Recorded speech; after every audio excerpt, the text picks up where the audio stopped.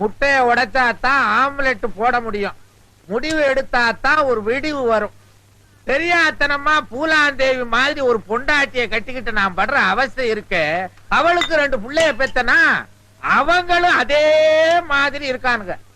பொறுப்போட வளர்க்க வேண்டிய பிள்ளைங்களை வெறுப்போட வளர்த்துக்கிட்டு இருக்கான். 1000 தான் சொல்லுங்க முதலாளி, நீங்க உங்க பொண்டாட்டியோட இருக்கிறதா நல்லது. மாப்பிள, நான் இப்படி இருந்தாதான் என்னோட அருமை அந்த மூதேவிக்கு தெரியும்.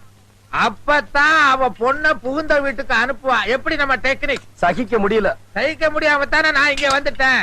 இட்லி இலையில இருக்கும்போது அந்த நாயை பத்தி என் பேச்சு. அப்பா வச்ச உடனே உள்ள போயிடுச்சே. என்ன இட்லி என்ன இட்லி. மாப்பிள, என்ன முதலாளி? இந்த பதிவு பண்ற இடம் எங்க இருக்கு? எத? பத்திரம். பத்திரமா? அது எதுக்கு? இந்த மல்லிகைப்பூ இட்லிக்கும் கொத்தமல்லி சட்னிக்கும் என் சொத்தை பூரா எழுதி வச்சலான் இருக்கேன். ஏன் இப்படி சொல்றீங்க? என் பொண்டாட்டி பூலாந்தேவி இருக்காளே, அவ போட்ட எலும்புலையும் தோல்லையும் என் நாக்கு பூரா செத்து போச்சுமா. அப்ப முதலாளி நல்லா சாப்பிடுங்க. உசுறு வந்துருன்றீங்களா? நீங்களும் சாப்பிடுங்க. தாத்தா, யாரு? ஆண்டி இதை விட ரொம்ப நல்லா சமைப்பாங்க. சாரதா, உனக்கு ஸ்கூலுக்கு நேரமால? நீங்க சாப்பிட்டு இருங்க, நான் அவளை ஸ்கூல்ல விட்டு வந்துடுறேன். வந்து சமைங்க, வந்து சமைங்க. வா வா வா வா வா.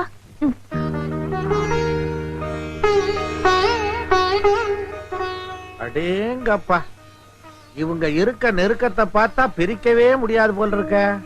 அதான் முதலாளி, எனக்கும் பயமா இருக்கு. என்னமோ பெருசா அவனோட நேர்மையை நாணயத்தையும் பார்த்துட்டு வந்து இப்படி பீத்திக்கிறீங்களே. கேப்படி கேப்ப. இவ பழிய சுமத்திட்டு பங்களாக்குள்ள ஏசி ரூமுக்குள்ள வந்து தூங்குறா. அவன் படுக்கிறதுக்கு இடம் இல்லாம இந்த குளிர்காலத்துல தெருவுல படுத்துக்கிட்டு இருக்கிறான். அந்த ஆள் எப்படி போனா எனக்கு என்ன? அதை விடு. நீ பெத்திய புள்ள அதையாவது கொஞ்சம் நினைச்சு பாத்தியா? அந்த புள்ள எப்படி இருக்குன்னாவது என்கிட்ட கேட்டியா? நீ பழி சுமத்தினியே சாரதா, அவ உன் புள்ளைய கண்ணு கருத்துமா பாதுகாத்துக்கிட்டு இருக்கா. கிழமா சும்மா நோய் நோய் கத்திக்கிட்டு இருக்காதயா. இப்ப என்ன பண்ணணுங்கிற?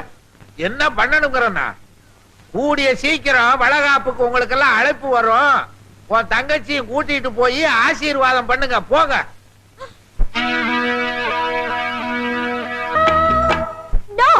என் புருஷனை நான் விட்டு கொடுக்க மாட்டேன்.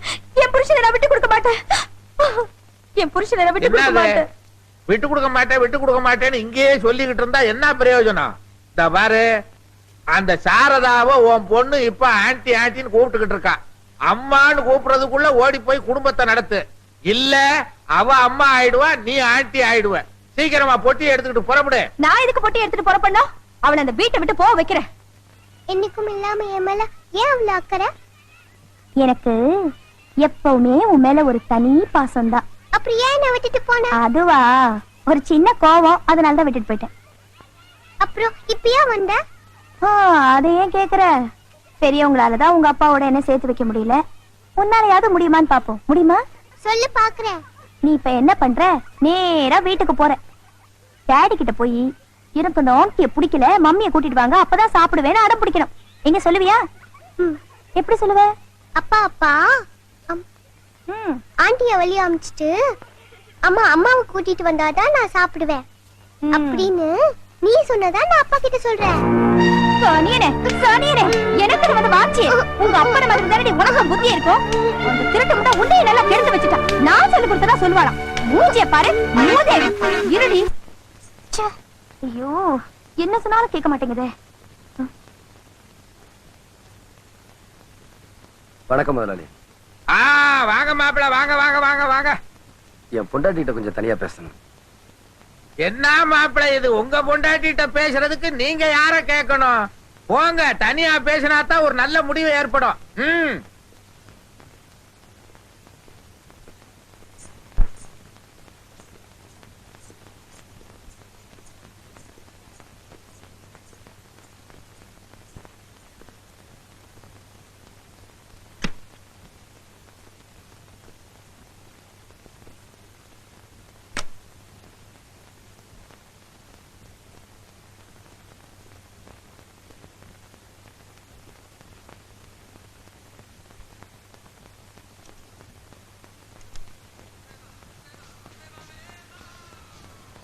பரவாயில்லையே, உங்க குழந்தைக்கு தான் புத்தி வரலனாலும் உங்களுக்காவது புத்தி வந்திருக்கேன். வந்து தாண்டி வந்திருக்கேன்.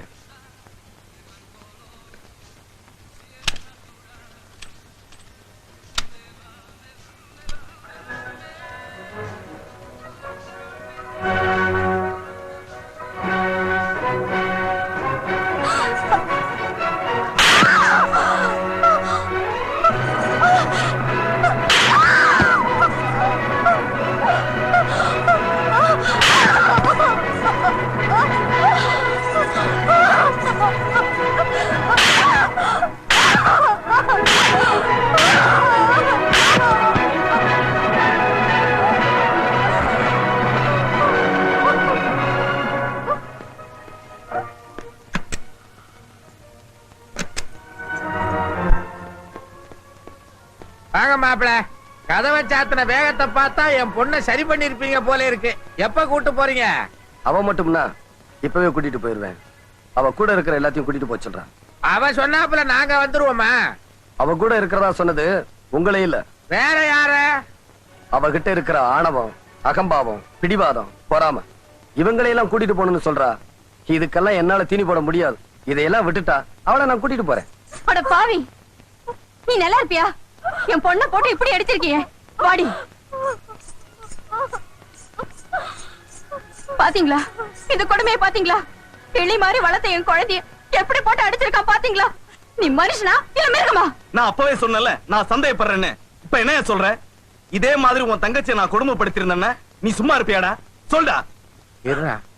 ஏன் மாப்பிள, என் மக என்னதான் தப்பு பண்ணியிருந்தாலும் இப்படி போட்டா அடிக்கிறது? இந்த வீட்டுல உங்களை எல்லாரும் அலட்சியப்படுத்தினாலும் நான் ஒருத்தன் தானே மதிப்பும் மரியாதையும் கொடுத்தேன். அதை எல்லாத்தையுமே கெடுத்துட்டீங்களே. எதுக்காக அடிச்சீங்க சொல்லுங்க? அவன் மனுஷனா இருந்தா தானே. குட்டி,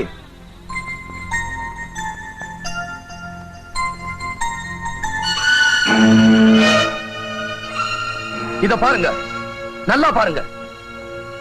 உங்க பொண்ணை போட்டு அடிச்சதுக்கு ஆளாளுக்கு பதறிட்டீங்களே. இந்த பச்சை புள்ளைய உங்க பொண்ணு எப்படி போட்டு அடிச்சிருக்கா இத பார்த்ததும் என் மனசு எப்படி துடிச்சு போயிருக்கும், எப்படி பதறி போயிருக்கும். இப்ப நீங்க கேட்ட அதே கேள்வி நான் திருப்பி கேட்கிறேன். நீங்க பெத்தது ஒரு மனுஷியா இல்ல மிருகத்தையா? போது நிறுத்துங்க. அந்த குழந்தைய 10 மாசம் சுமந்து பெத்தவனா? அதை அடிக்கிறதுக்கு எனக்கு உரிமை இல்லையா? ஏய், என்னடி பெரிய உரிமை? நீ சுமந்தத பெருமையா நினைச்சவ இல்லடி, அத ஒரு தண்டனையா நினைச்சவ. இந்த குழந்தை பிறந்ததுல இருந்து என்னைக்காவது ஒரு நாள் பசி எரிஞ்சு அதுக்கு பால் ஊட்டி இருப்பியா? இல்ல தூங்கணும்னு தாளாட்டி இருப்பியா? அத ஒரு தொல்லையா நினைச்சு பள்ளிக்கூடத்துல சேர்க்க சொன்னியே தவிர அவளை உன் பிள்ளையா நினைச்சு என்னைக்காவது சீராட்டி இருக்கியாடி? வயிற்றுல சுமக்கிற பேரு தாய் இல்லடி, அதோட வாழ்க்கைய மனசுல நினைச்சு சுமக்கிறா பார், அவராண்டி உண்மையான தாய். இப்படி தாய்க்குரிய எந்த தகுதியும் இல்லாத உனக்கு உரிமையை பத்தி பேசுறதுக்கு என்னடி யோகியதை இருக்கு? இதோ பார், இனிமே குழந்தைய உரிமைங்கிற பேர்ல அடிக்கிறத மட்டுமல்ல, நீ பாக்குறத கூட என்னால அனுமதிக்க முடியாது.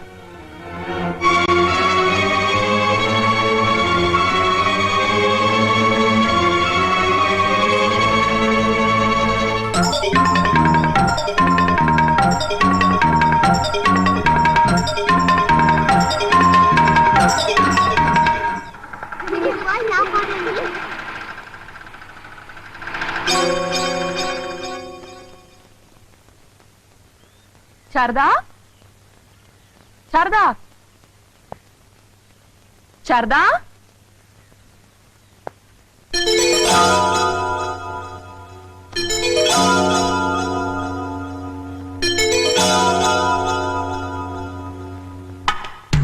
சாரதா எங்க பாத்தீங்களா? பாக்கலமா.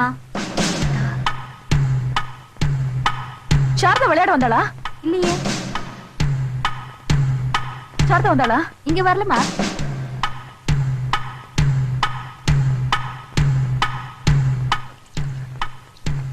சாரதாவை காணோம், பாத்தீங்களா? இல்லையேமா. இல்லையா?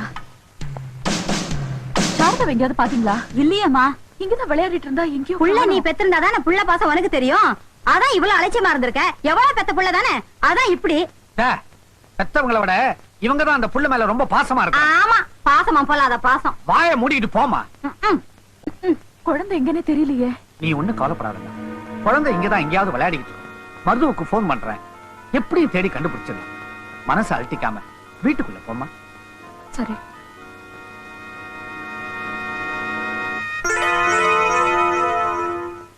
வாங்க மாப்பிள வாங்க. குழந்தை இங்க வந்தாளா? குழந்தையா? இங்க வரலையா? என்னாச்சு? இல்ல, விளையாடி இருந்த குழந்தைய காணோம். என்னது? என் குழந்தை காணுமா? என் குழந்தை என்ன பண்ணீங்க? என்ன பண்ணிருப்பாங்கன்னு எனக்கு தெரியும் வச்சலா. ஒரு முக்கிய அறிவிப்பு. சாரதா என்கிற 3 வயது சிறுமியை நேற்று முதல் காணவில்லை. காணாமல் போன அன்று சிவப்பு நிறத்தில் வெள்ளைப்பூ போட்ட கவுனும் வெள்ளை நிற செருப்பும் அணிந்திருந்தார். குழந்தையை பற்றி தகவல் தெரிந்தால் தொடர்பு கொள்ள வேண்டிய முகவரி ஆய்வாளர், தேனாம்பேட்டை காவல் நிலையம், சென்னை 18. நீங்க தான் சாரதாவா? ஆமா. குழந்தை கிடைச்சிட்டாளா? இல்ல, அந்த குழந்தைய நீங்க கொண்டுட்டதா எங்களுக்கு கம்ப்ளைண்ட் வந்திருக்கு. சாரதா? என்ன சொல்றீங்க நீங்க? எனக்கும் அதுக்கும் என்ன? ஸ்டேஷனுக்கு வாங்க, அங்க எல்லாம் பேசிக்கலாம். அட வாங்கம்மா போலாம்.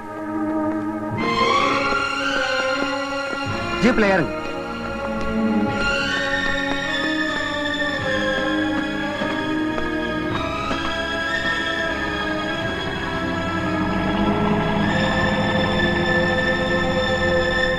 அந்த குழந்தையோட அப்பாவுக்கும் உங்களுக்கு கள்ள தொடர்பு இருந்ததாகவும் அதுக்கு அந்த குழந்தை தடையா இருந்ததாகவும் அதனால அந்த குழந்தை நீங்க தான் கொண்டதாகவும் அந்த குழந்தையோட அம்மாவும் அவங்க அண்ணனும் கம்ப்ளைண்ட் கொடுத்திருக்காங்க. சுத்த பொய் சார். என் குழந்தை மேல இவங்க உசிரியை வச்சிருக்காங்க. பெத்த பிள்ளை தன்னை விட இந்த அம்மா மேல பிரியம் வச்சிருக்காங்கிற பொறாமையில தான் இப்படி ஒரு பொய்யான கம்ப்ளைண்ட் கொடுத்திருக்காங்க. எனக்கு தெரியும் சார், என் குழந்தை நிச்சயமா செத்து இருக்காது. அது எங்கேயாவது காணாம போயிருக்கும். அவசரப்பட்டு எந்த முடிவு எடுத்த மிஸ்டர் மருது, ஆதாரம் இல்லாம நான் எந்த முடிவும் எடுக்க மாட்டோம். கான்ஸ்டபிள். Yes sir. குழந்தை காணா போன அன்னைக்கு போட்டிருந்த ட்ரெஸ் தானே? அம்மா, இது குழந்தை கையில போட்டிருந்த வளையல் தானே? அம்மா, இது குழந்தை போட்டிருந்த செப்பல் தானே? இது மூணும் திருவாமியூர் கடற்கரை ஓரமா ஒதுங்கி இருந்துச்சு. இல்ல, நான் இல்ல. சாரதா சாகல. அவ செத்திருக்க முடியாது. சாரதா மேல நான் எவ்வளவு அவள நான் இல்ல மருது, நான் கொல்லல. நான் எப்படி அவள? என்ன நம்புங்க மருது, ப்ளீஸ் ப்ளீஸ் என்ன நம்புங்க.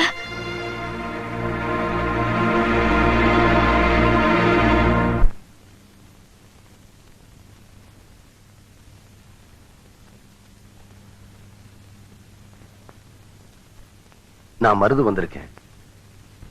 என் முகத்துல நீங்க ஏன் முழிக்கலன்னு எனக்கு புரிஞ்சு போச்சு.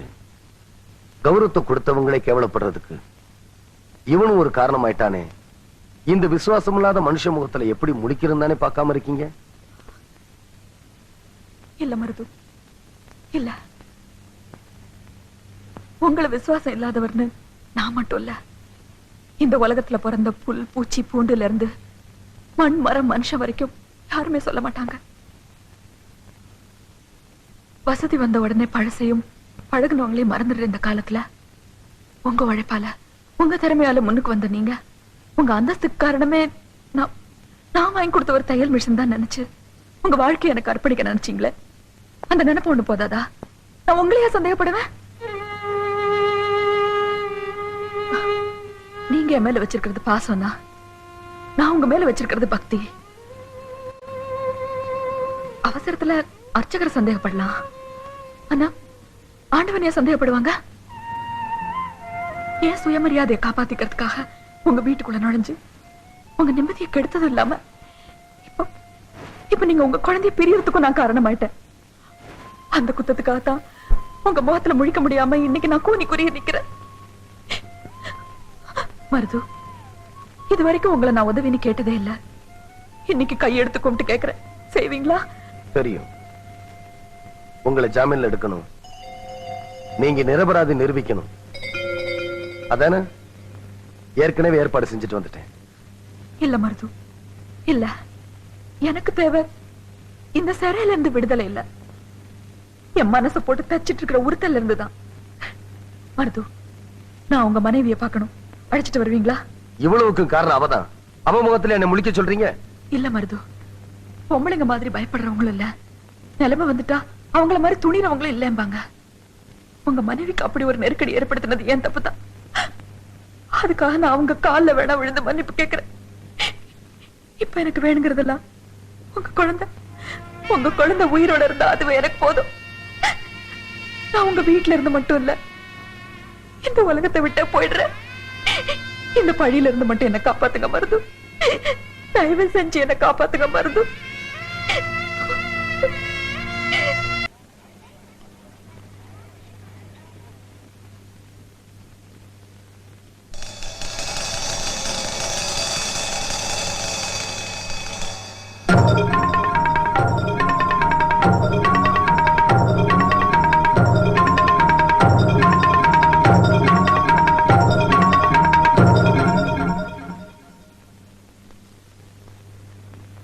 உங்க பேர் தானே வத்சலா?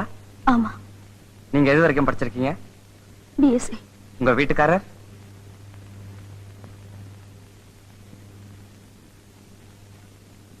எட்டாவது வரைக்கும். ஆக பிஎஸ்சி வரைக்கும் படிச்ச நீங்க 8வது படிச்சவரை எப்படி கல்யாணம் பண்ணீங்க? எங்க அப்பா தான் கல்யாணம் பண்ணி வச்சாரு.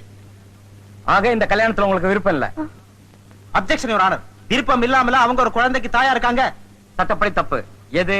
விசாரணை பண்ணிக்கிட்டு இருக்கும்போது குறுக்க பேசுறது தப்புங்கிறேன் your honour. Yes proceed. Thank you. உங்க புருஷன் மேல உங்களுக்கு பிரியம் அதிகம். ஆமா. உங்க வீட்டுக்காரர் நீங்க கடைசியா எப்ப பாத்தீங்க? போன வாரம் எங்க வீட்டுக்கு வந்துட்டு போனாரு. உங்களை கூட்டி போக வந்திருந்தாரா? இல்ல. பின்ன?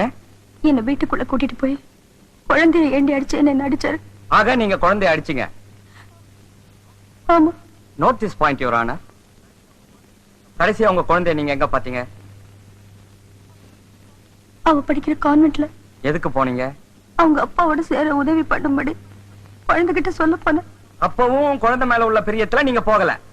அப்பா கிட்ட தூது போக சொல்லத்தான் போனீங்க. அத அந்த குழந்தை கேட்கல, அதனால நீங்க குழந்தைய அடிச்சீங்க. ஆமா. புருஷனோட சேர்ந்து வாழ உங்க குழந்தை உங்களுக்கு உதவி செய்யல.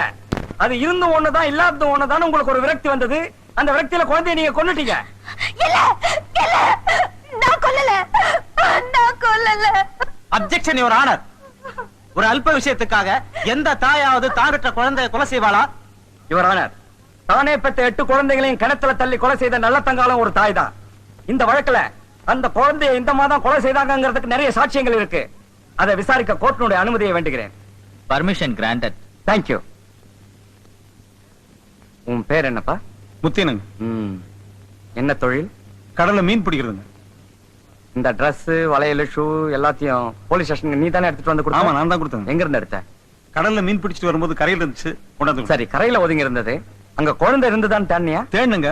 பக்கத்துல ஒரு சுழல் இருந்தது, அதுல குழந்தை மாட்டி செத்து இருக்குமோன்னு நினைச்சு துணியை கொண்டு வந்து போலீஸ் ஸ்டேஷன்ல கொடுத்துட்டேங்க. சரி, நீ போகலாம். அவன் போய் சொல்றா.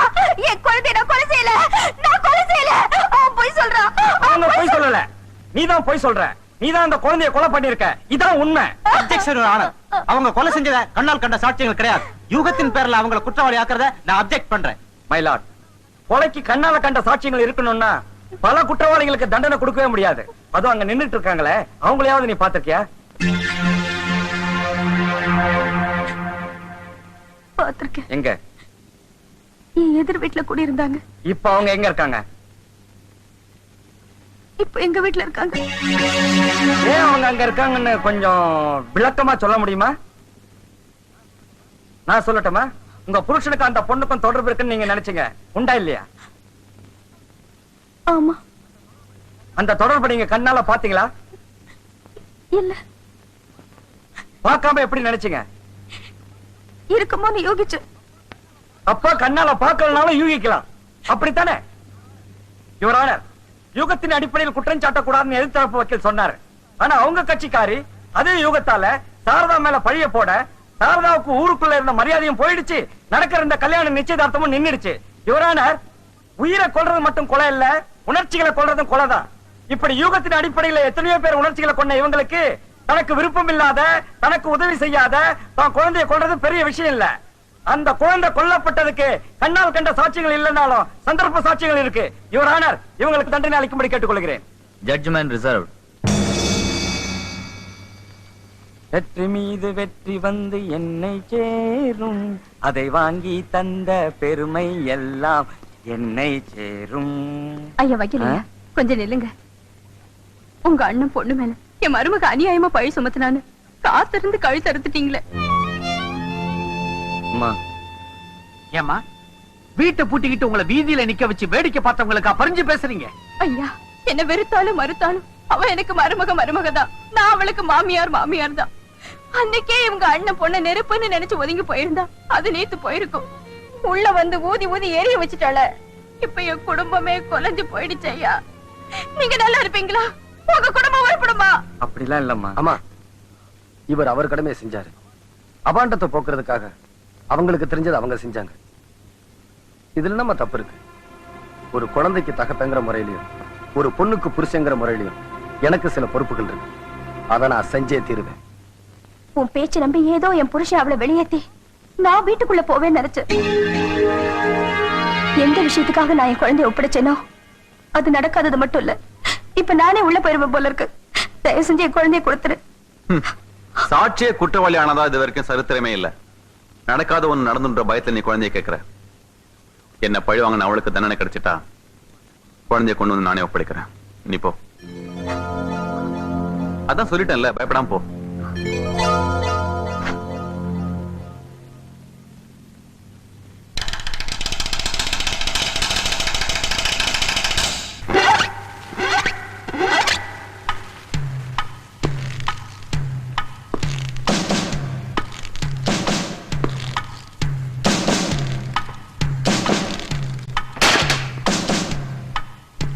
சீக்கிரம் போடுப்பா.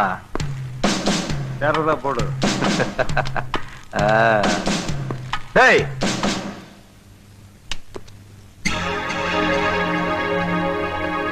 எங்கடா அவன்? யார கேக்குற? தெரியாது. தெரியாது.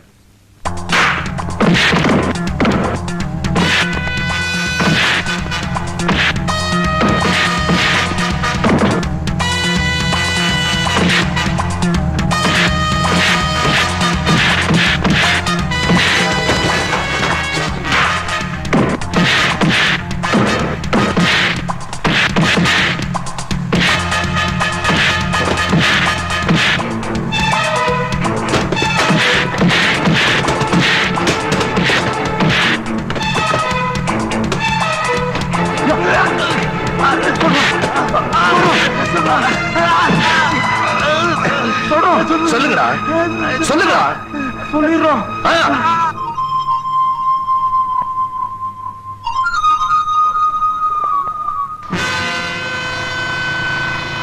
இங்க ஏன் என்ன கூட்டிட்டு வந்தீங்க? அது இந்த பந்தை விட பெரிய கதைடா கண்ணா.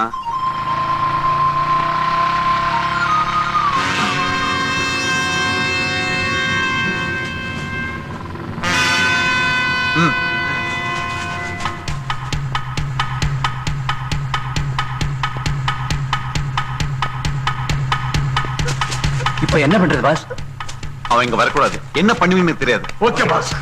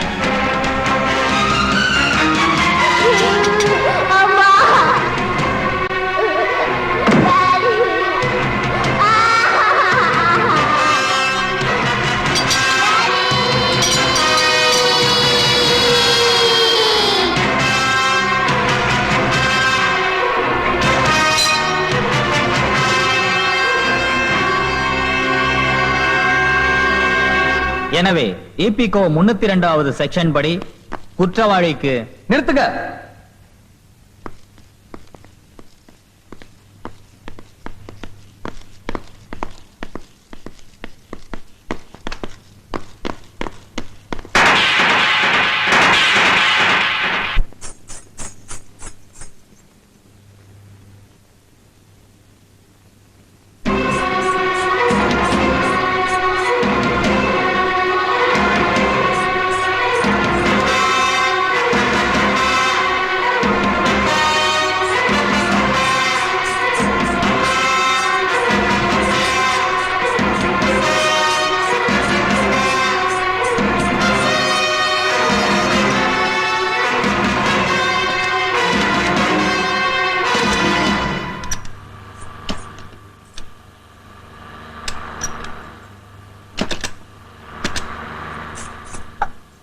எல்லாரும் எங்க போயிட்டு இருக்காங்க? இப்போவாவது வந்திய மலைக்கோயில் போயிட்டு இருக்காங்க. முகூர்த்த நேரம் நெருங்கி போச்சு, சீக்கிரம் போமா.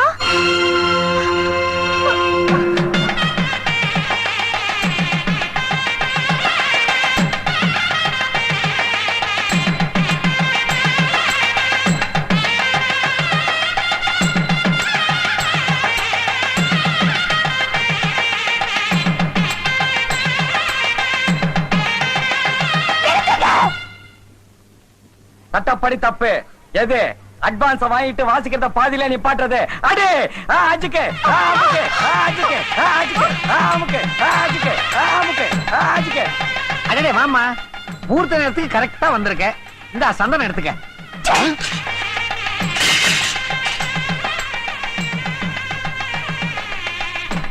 அப்பா இப்ப தாமா உன் மேல சந்தனம் வந்து விழுந்திருக்கு. நல்ல சகுனம். ஆக வேண்டிய வேலையை பார்ப்போம். ஏன்பா இதுக்கு நீங்களுமா உடந்த தடுத்து நிறுத்த வேண்டிய விஷயத்தை இப்படி எடுத்து நீங்களே நடத்துறீங்களே, இது உங்களுக்கே நல்லா இருக்கா? இது நியாயமா? எடுத்தேன் கவுத்தேன்னு நடந்தா இப்படித்தான் தெருவுல நிக்கணும். ஏன் பேயறிஞ்ச மாதிரி நீ நிக்கிற? தாலி உன் தாலி தாலியில தான் மஞ்சள் தடவை சொல்லி என் சம்சாரத்துக்கிட்ட கொடுத்திய. போயா, இங்க என்ன தட்டுற? போயா.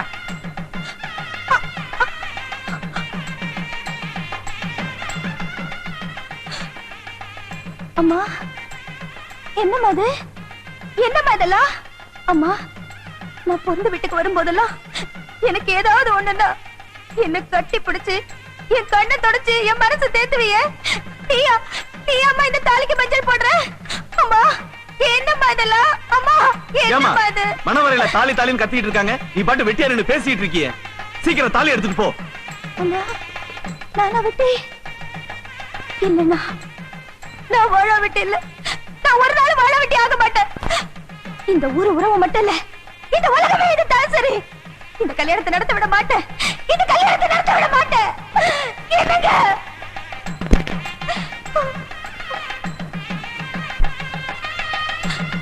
என்னங்க? அடடே வாங்க. என் குட்டி, இவங்களை அழைச்சிட்டு போய் ஜம்காலத்துல உட்காரவி. வாங்க ஆண்டி. என்னது ஆண்டியா? நானா உனக்கு ஆண்டி? என்னங்க என் குழந்தை மனசுல நஞ்சு கலந்துட்டீங்க. என் குழந்தை மனசுல நஞ்சு கலந்துட்டீங்க. குழந்தையும் தெய்வம் ஒண்ணுன்னு சொல்லுவாங்க. அதுக்கு நினைப்புல ஒண்ணு விழுந்துட்டா அதை எந்த சக்தியால மாத்த முடியாது. ஒண்ணு பண்ணுங்க, அச்சதை எடுத்துட்டு போய் அப்படி உட்காருங்க. இன்னும் கொஞ்ச நேரத்துல முகூர்த்தம் ஆரம்பமாக போகுது. இருந்து ஆசீர்வாதம் பண்ணிட்டு சாப்பிட்டுட்டு பெருந்தன்மையா வெளியே போயிருங்க. போக மாட்டேன். நான் போறதுக்காக வரல, உங்களோட வாழறதுக்காக வந்திருக்கேன். உங்களோட வாழ்க்கை தீரணும். என்னோட நீ வாழணுங்கிறது முடிஞ்சு போன கதை. அப்படி நீ வாழணும்னா உனக்கு என்ன வேணும்னு கேளு. இங்க பெரியவங்க இருக்காங்க, அவங்க முன்னால வச்சு நீ கேக்குற ஜீவனாம்சத்தை நான் கொடுக்கறேன். ஜீவனாம்சமா? அதெல்லாம் எனக்கு ஒண்ணு வேண்டாங்க. என் ஜீவனே நீங்க தான். நான் உங்களோட சேர்ந்து வாழணுங்கிற எண்ணத்துலதான் தெரியாதனமா இப்படி ஒரு தப்ப பண்ணிட்டேன். என்ன மன்னிச்சு ஏத்துக்குங்க. எனக்கு நீங்க தான் வேணும். காலம் கடந்து வர ஞானங்கிறது கண்ணு கெட்டதுக்கு அப்புறம் பண்ற சூரிய நமஸ்காரம் மாதிரி. உன்னால பாதிக்கப்பட்டது நான் மட்டும்னா, உனக்காக இல்லைனாலும் இந்த குழந்தைக்காக உன்னை மன்னிச்சு நான் ஏத்துக்குவேன். ஆனா பாதிக்கப்பட்டது நான் மட்டும் இல்ல, நீ வாழணும்னு ஆசைப்படுற மாதிரி தானும் வாழணும்னு ஆசைப்படுற ஒரு ஜீவன். ஓ அவதூறால அவங்க கௌரவம் போச்சு, நடக்க இருந்த கல்யாணம் நின்னு போச்சு, ஊருக்குள்ள அவங்களுக்கு இருந்த மான மரியாதை எல்லாமே போச்சு. 10 பத்தாதுக்கு உன்னால அவங்க வேலையும் போச்சு. கள்ளக்காதலுக்கு தடையா இருந்ததால என் புள்ளைய கொன்னுட்டாங்கன்னு பழிய வர சுமத்தி அவங்க எதிர்காலத்தையே சூனியமாக்கிட்டியடி பாவி. இந்த பாவத்துக்கெல்லாம் ஒரு பரிகாரம் வேணாமா? உன்னால அவங்க அடைஞ்ச துன்பத்துக்கெல்லாம் ஒரு விமோச்சனம் வேண்டாமா? சொல்றேன்.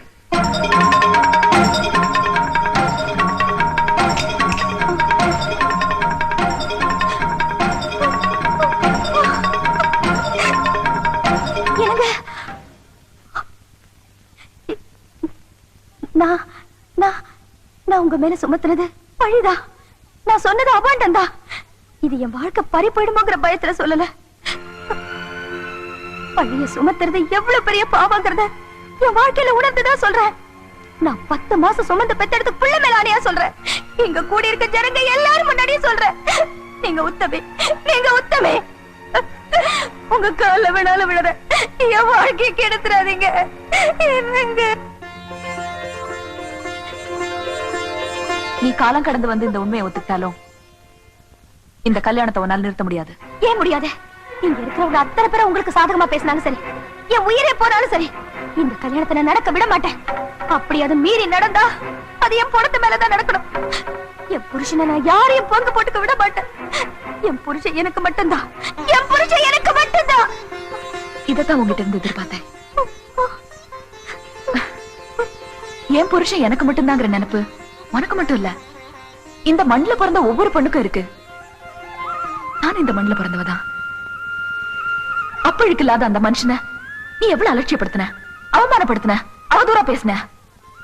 அவரோட அருமை பெருமையெல்லாம் நீ புரிஞ்சுக்கணும். யாருக்குமே கிடைக்க முடியாத ஒரு புருஷன் உனக்கு கிடைச்சிருக்காங்கிறத நீ தெரிஞ்சுக்கணுங்கிறதுக்காகத்தான் என் மேல அழுக்கப்பட்டாலும் பரவாயில்லன்னு நான் இந்த அக்னி பிரவேசத்தை ஏத்துக்கிட்டேன். அதுக்கு பரிகாரமா எனக்கும் மருதுவுக்கும் நடக்க போற கல்யாணம் இல்ல அது. காணாம போன உன் குழந்தை கிடைக்கணும்னு நான் அம்மனுக்கு வேண்டிக்கிட்டேன்.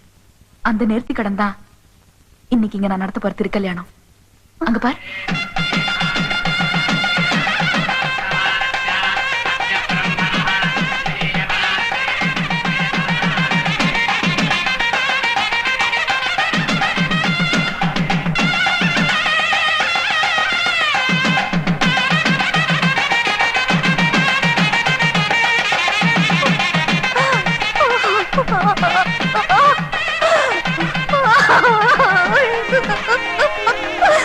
என்ன மன்னிச்சிருங்க, என்ன மன்னிச்சிருங்க.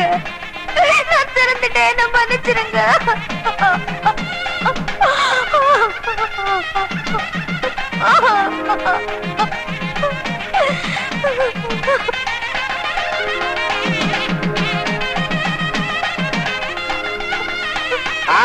கெட்டி மேளம், கெட்டி மேளம். அவசரத்துக்கு நான் சொல்றேன்.